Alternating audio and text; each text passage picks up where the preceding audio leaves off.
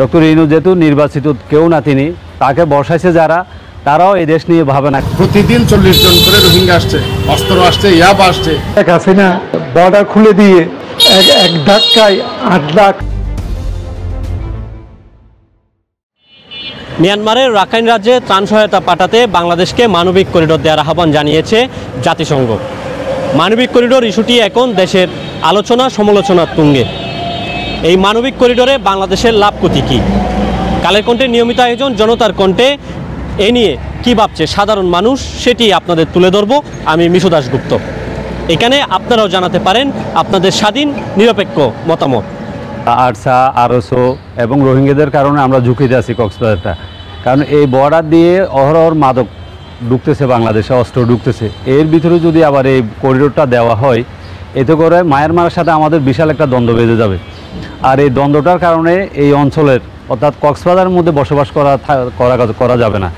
Doctor Yunus যেহেতু নির্বাচিত কেউ না, তিনি তাকে বসাইছে যারা, তারাও এই দেশ নিয়ে ভাবে না, কারণ তারা ছোটো ছেলে, তাদের পূর্বের অভিজ্ঞতা এবং বাংলাদেশের ভৌগোলিক অভিজ্ঞতা তাদের কাছে নাই।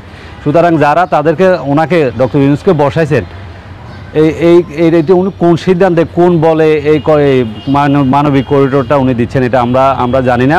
তো যাদের জন্য আপনি মানবিক কথাটা চিন্তা করতেছেন, এখানে তো ওরা ওখানেও শান্তিতে নাই, তো এখানে আপনার ওরা রোহিঙ্গাগুলো ঢুকতেছে। তো এটা কাদের জন্য, কোন স্বার্থে?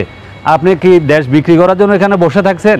নানাবিধ সংকটের মধ্যে আমরা আছি, তার উপর যদি করিডোর দেওয়া হয় তাহলে কি অবস্থা হবে, এটা আসলে ভবিষ্যতে আমরা কল্পনা করতে পারছি না। কোনোভাবেই এই করিডোরের নামে নতুন করে এই কক্সবাজারবাসীকে সংকটের মধ্যে ফেলার জন্য আমরা কখনোই রাজি না। আমরা চাই অতি দ্রুত আগে তাদের মিয়ানমারের নাগরিকদের তাদের নিজ দেশে ফেরত নেওয়া হোক। আগে তাদের নিজ দেশে টানা 7মবারের মতো বেস্ট টিস্যু পেপার ব্র্যান্ড হিসেবে স্বীকৃতি পেয়েছে বসুন্ধরা টিস্যু। ফেরত নেওয়া হোক, আগে প্রত্যাবাসন করা হোক। এরপরে যদি আমরা উভয় দেশ মনে করে যে তাদের ব্যবসা বাণিজ্যের জন্য অন্য কিছু দরকার, এটা ভিন্ন বিষয়। আমাদের দাবি হচ্ছে আগে তাদের নাগরিকদের ফেরত নেওয়া হোক। এখন একদিকে করিডোরের কথা বলা হচ্ছে, আরেকদিকে 6 মাসের মধ্যে আপনি 1.5 লাখ রোহিঙ্গা নতুন করে আসছে। প্রতিদিন 40 জন করে রোহিঙ্গা আসছে, অস্ত্র আসছে, ইয়াবা আসছে। এর মধ্যে করিডোরের চিন্তা করা এটা আমাদের জন্য অত্যন্ত একটি গর্হিত এবং ঝুঁকিপূর্ণ কাজ।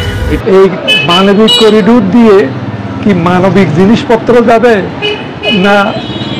রাখাইনে এখনো 3-4 লাখ যে রোহিঙ্গা আছে অবশিষ্ট, এদেরকেও বাংলাদেশে তাড়িয়ে দেয়। এখন তো আমরা সন্দেহান, যার বাবাকে কুমিরে খেয়েছে ঢেকে দেখলেও ভয় পায়। এরা তো শেখ হাসিনা বর্ডার খুলে দিয়ে এক ধাক্কায় 8 লাখ, সব মিলে এখন 14 লাখ। এখন তো আমরা নাগরিক হিসাবে এই খবরে খুব আতঙ্কিত বোধ করছি। আমার জানা মতে মানবিক করিডোর বাংলাদেশের জন্য অবশ্যই ক্ষতি। কারণ হচ্ছে কি আপনার মানবিক করিডোরের মাধ্যমে শুধু আপনার যে খাদ্য সহায়তা একটা মায়ানমারে পৌঁছাবে অথবা রাখাইন স্টেটে পৌঁছাবে তা না, তার মাধ্যমে আপনার অস্ত্র চোরাচালান হতে পারে এবং বিভিন্ন মাদকদ্রব্য চোরাচালান থেকে শুরু করে পশু চোরাচালান হতে পারে।